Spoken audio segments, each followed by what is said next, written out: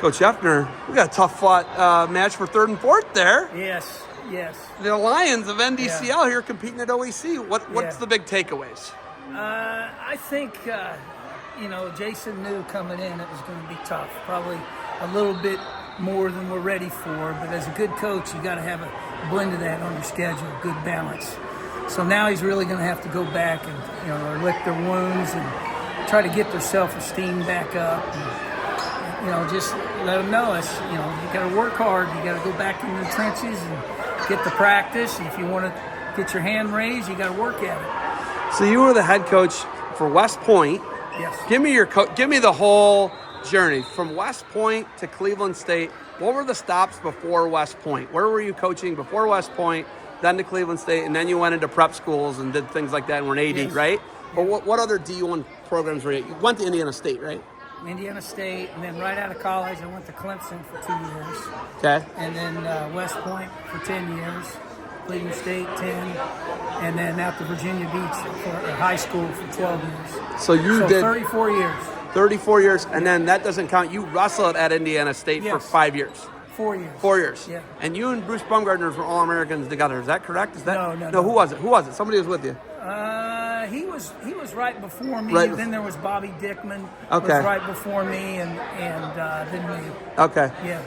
If people don't know, you're the guy who saw a lanky Croatian from Eastlake North and gave him a scholarship to Cleveland State. The greatest UFC heavyweight of all time wrestled for you and made the NCAA tournament, Stipe Miocic, right? He was awesome. You guys all called Steve then, Miocic, but now it's Stipe.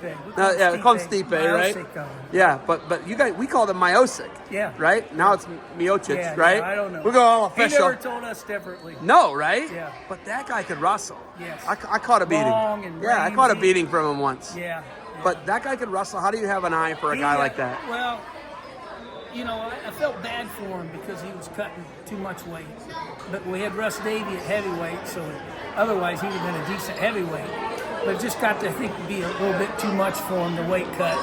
So he went the baseball route. Yeah. But then he got back into the fighting, did the boxing and the UFC. So. But what a super person. Still in Northeast Ohio. Yes. He's a guy that's never left. He's always been a real classy person. Yeah. It's a pleasure to work with. You've had some really good guys, and they followed the MMA route. You have Gerald Harris, right? Uh-huh. Gerald has had a career, and now he's coaching, right? Yeah. But he was punching. Yeah, he still was punches just out faces. here. Yeah, a daughter at Ironman, I think.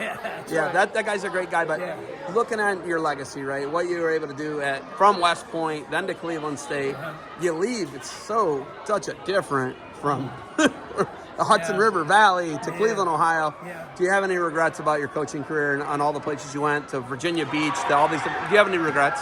No. I've been very blessed. I got a wonderful family, beautiful family, and that's always been first for me.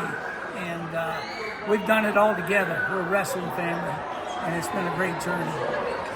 Coach, we got some other matches finishing up. You got anything else for me? No, I got it. We got it all. Coach, thank you for the time. Good luck to you guys Thank moving sir. forward out there in You do a great Geauga job. County. We appreciate you. Boom. Thank you, sir. Great work, All right. man. Yeah.